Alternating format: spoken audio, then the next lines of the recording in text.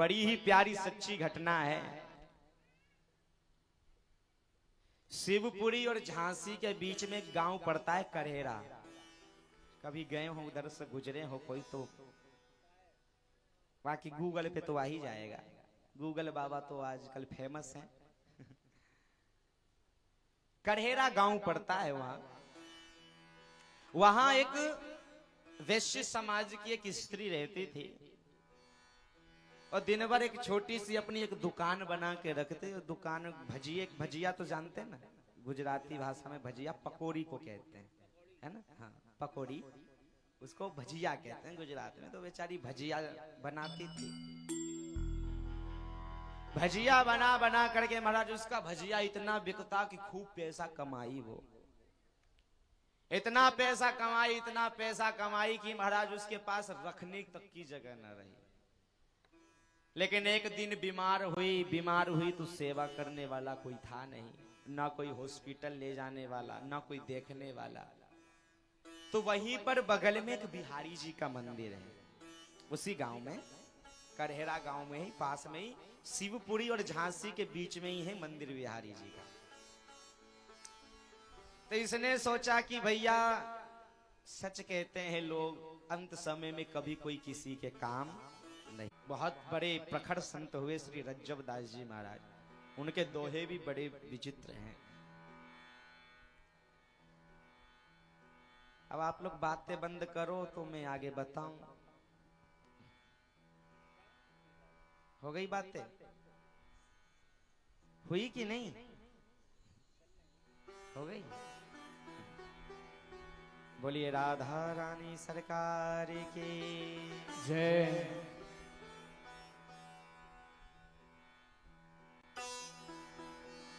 रज्जब दास जी महाराज के यहाँ जाकर के उसने सारी संपत्ति दान कर दी और निवेदन करी कि महात्मा जी आज के बाद तो मैं इसी आश्रम में रहूंगी, यहीं अपना दिन गुजारूंगी।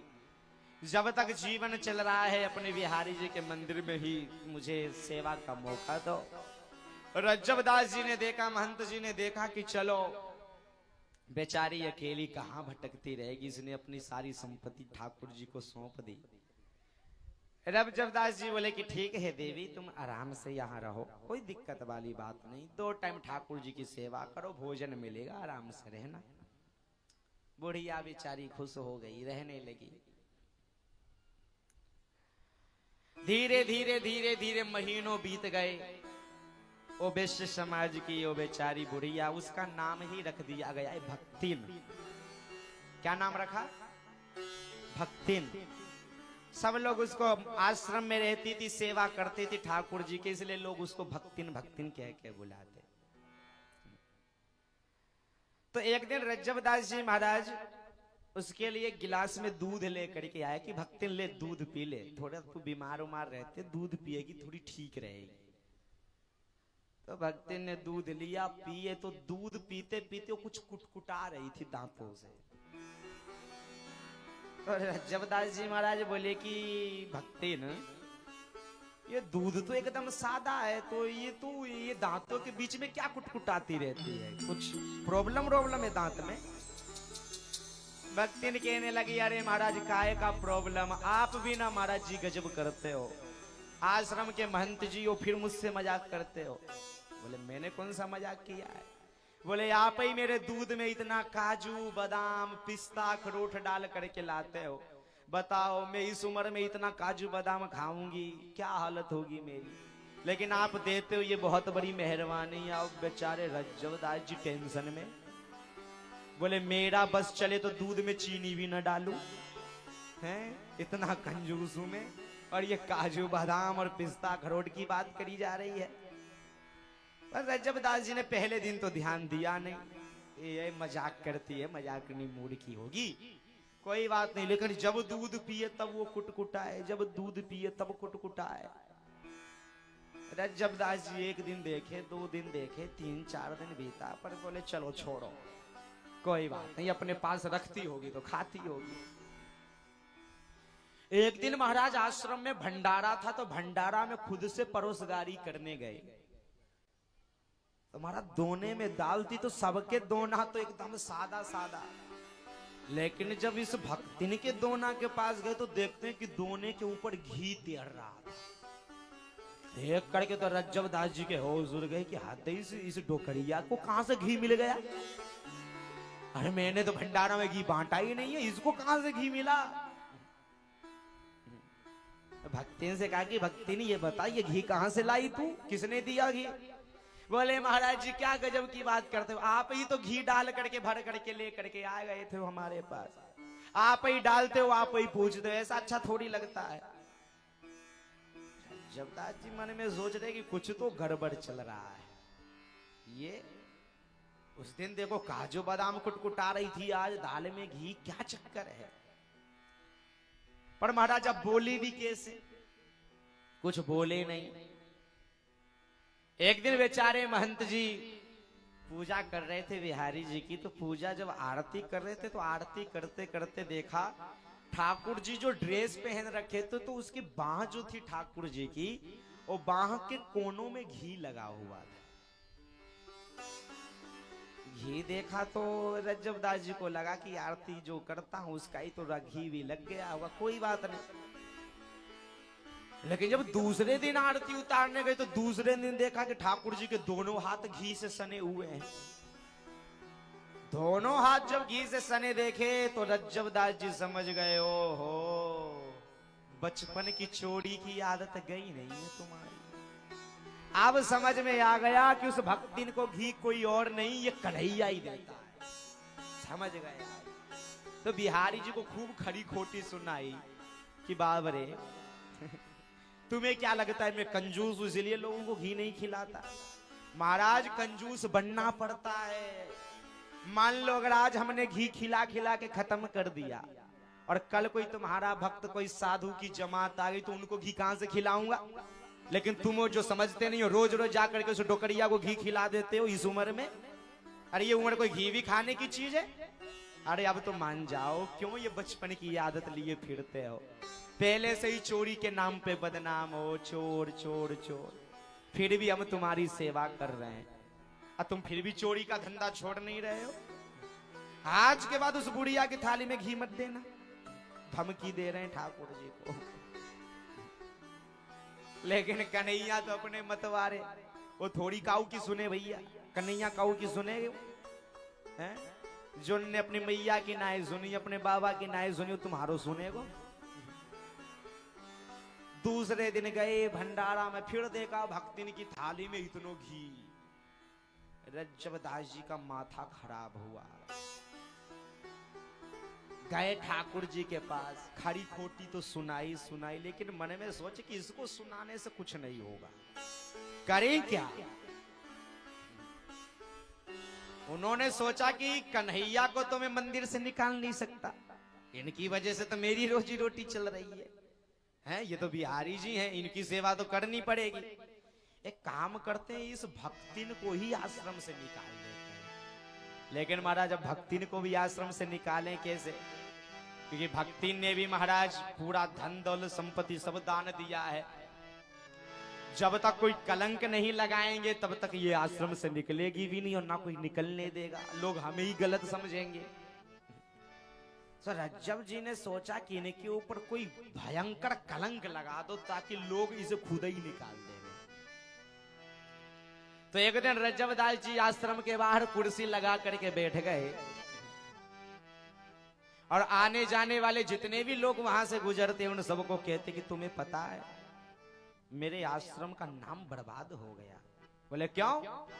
अरे वो भक्तिन आ गई है ना, जब से मेरे आश्रम में आई ये तबाह हो गया हूं मैं। बोले क्यों, क्या हुआ, भक्तिन ने क्या कर दिया।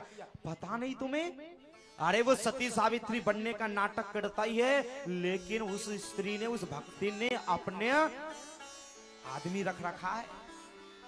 अब रज्जब जी कलंक लगा दिए कि महाराज भक्तिन ने अपना एक आदमी रख रखा है, आदमी रख रखा है। अब ये बात फैल गई पूरे गांव में। जब ये बात पूरे गांव में फैली और भक्तिन जहां भी जाती लोग उस भक्तिन को देखते, उस पर हंसते, कमेंट पास करते, कई लोग थूकते, गालियां देते।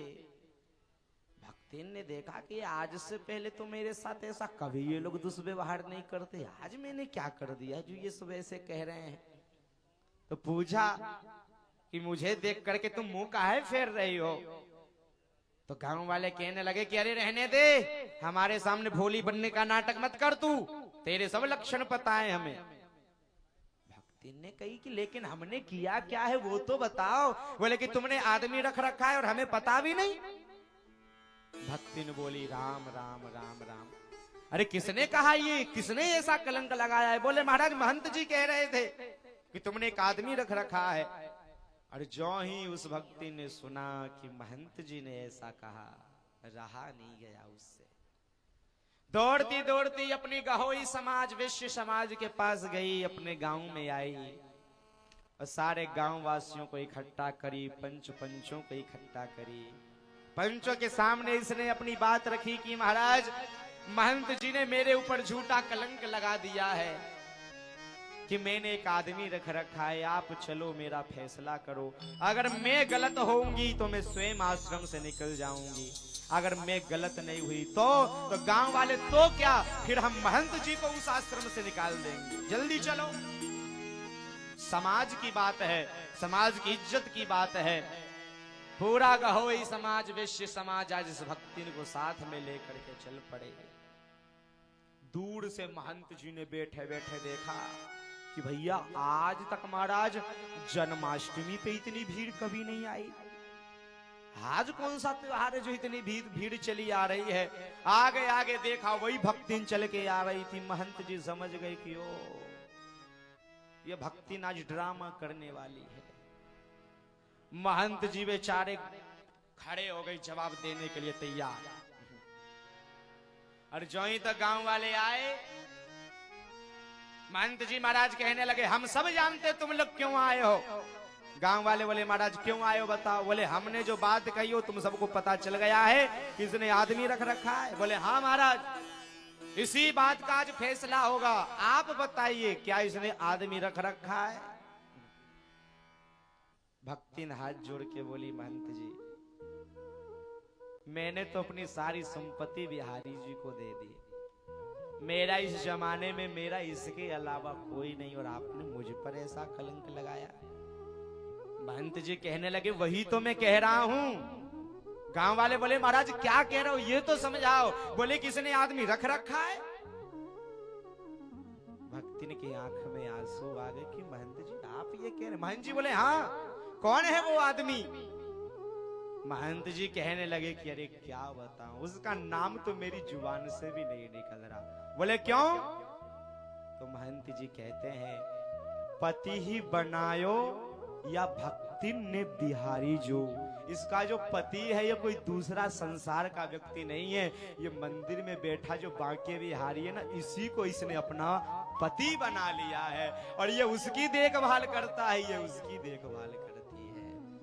अरे जब से ये आई है वो बिहारी ने मेरी ओर देखना बंद कर दिया। जब देखो इसकी आगे पीछे घूमता रहता है। तो तुम बताओ हमें गुस्सा नहीं आएगा?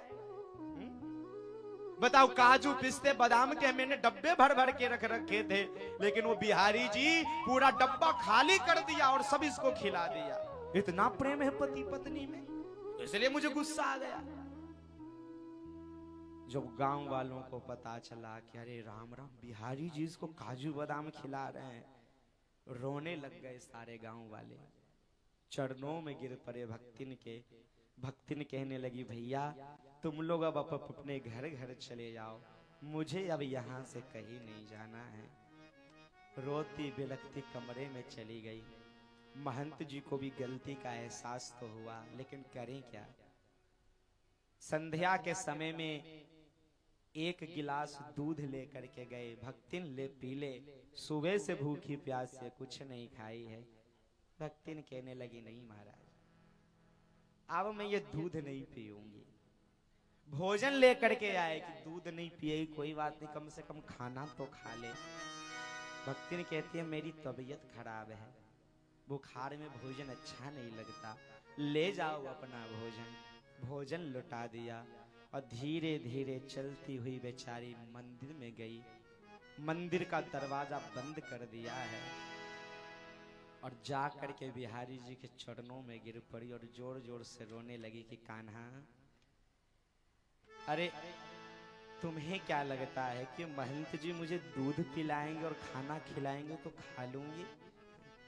अरे जिसने एक बार तेरे हाथ से भोजन कर लिया हो, तेरे हाथ से दूध पी लिया हो, उसके बाद भी कोई संसार वाले के हाथों से दूध पिएगा? प्यारे, अब मैं भोजन और पानी तो केवल तेरे पास आऊंगी तभी करूंगी, बाकी जीते जी अब किसी और के घर का भोजन नहीं करूंगी। एक बार जोर से माथा पटका है, जो ही माथा पटका इतने में एक भयंकर प्रकाश हुआ, ऐसा तीव्र प्रकाश हुआ मानो बिजली गिरी हो। बिहारी जी के मंदिर का दरवाजा टूट गया। महंत जी घबरा गए, जोर जोर से रो रहे हैं। गांव वाले रोते रोते आए, सब दौड़ करके मंदिर में गए और इतने में भक्ति के हृदय से ज्योति निकली और ज्योति सीधे मेरे बांके बिहारी के चरणों में जाके समाई।